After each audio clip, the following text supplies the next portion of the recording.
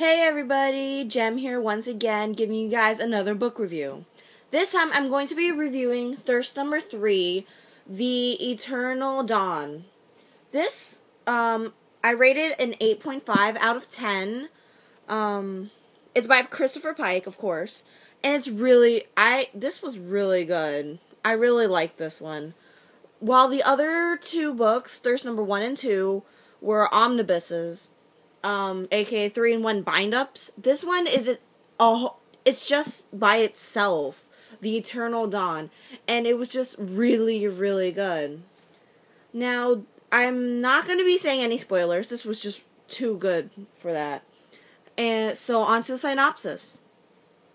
Alyssa has spent the past 5,000 years as a vampire, living alone and fighting for survival. In her loneliness, Alyssa cannot resist bringing Terry, a descendant of her human family, into her life. But Alyssa is surrounded by death and destruction, and just by knowing Alyssa, Terry's life is at risk. Alyssa's guilt grows when she becomes involved in a dangerous conspiracy.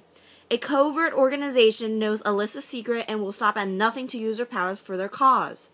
As Alyssa desperately tries to protect herself and Terry from the unknown enemy, she discovers a force more powerful and more lethal than anything she has ever seen.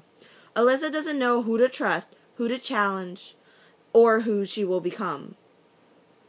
So in this book, it opens up that Alyssa finds her descendant, Terry. Here's Alyssa, here's Terry, and it's just like, they're like completely they're like identical in a sense. Because Terry is of her DNA, Sita's DNA. Sita is Alyssa. And so Terry looks like Sita. And then it goes from there. Terry has a boyfriend named Matt, and they're together. Sita wants to be in her life, because Terry is the closest thing that Sita has to family. Since in the last book, her daughter died and a lot of things happened. In the end of the last book, I was really confused because it was like Seymour still had AIDS, and it was just a story he typed up, and Sita was with Lalita and living peacefully, and she never turned into a vampire? I was really confused, but then I found out it was just like, in this book it's explained, because I was really confused, because in this book, Sita is still like a vampire in the modern day world, but apparently she and Seymour never met in real life. So it was like for the last 6 books, technically, it was confusing, but once you read the ending of the last book. But in this, it just clears up, to me at least.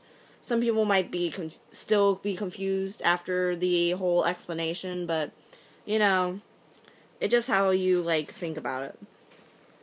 And in this book, the whole conspiracy thing, there's this company, IIC, who has set their sights on Sita, who in the modern day world is known as Alyssa Pern or Lara Adams, whichever one she decides to go by. And then there's this whole other group of people called how did I forget? Tellar. And then Yaksha, stuff about Yaksha comes back, and it's a whole lot of drama that is mostly in this. Yaksha is mentioned in this 7th book. Yaksha is mentioned in the 7th book. Sita has a descendant, Terry. A whole new type of people. Her life is still in danger, obviously. And she's still trying not to die. But in the end, oh my god, the ending was whoa.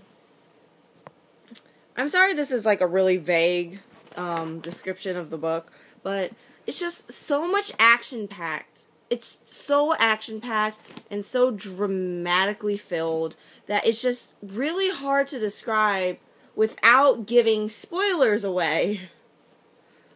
That's what I think. It's just so hard to tell you guys what the book is about without giving spoilers away, especially when I told you it was a no spoilers review.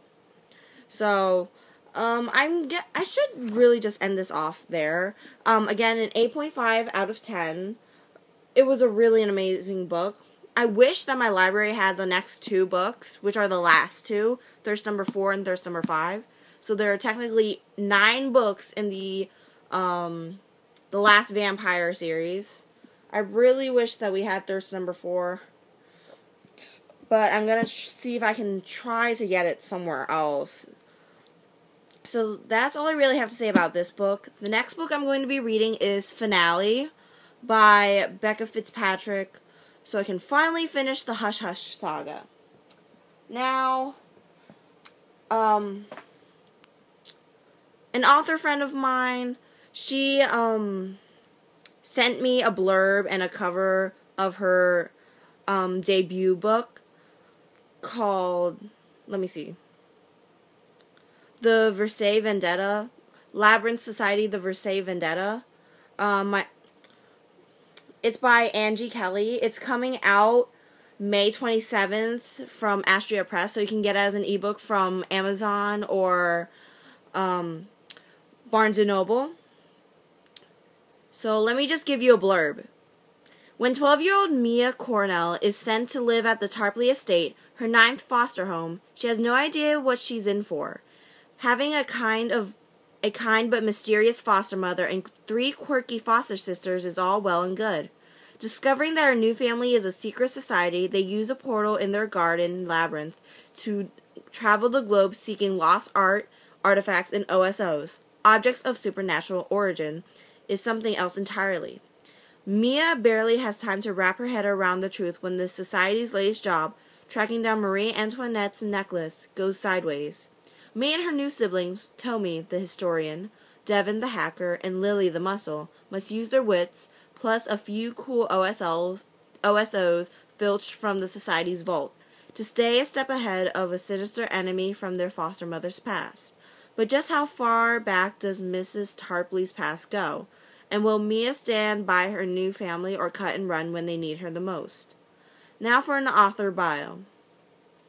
Angie Kelly's the pseudonym of a former member of the Labyrinth Society. When she's not writing about her adventures or reading about other people's adventures, she's busy traveling the world and indulging her inner 12-year-old.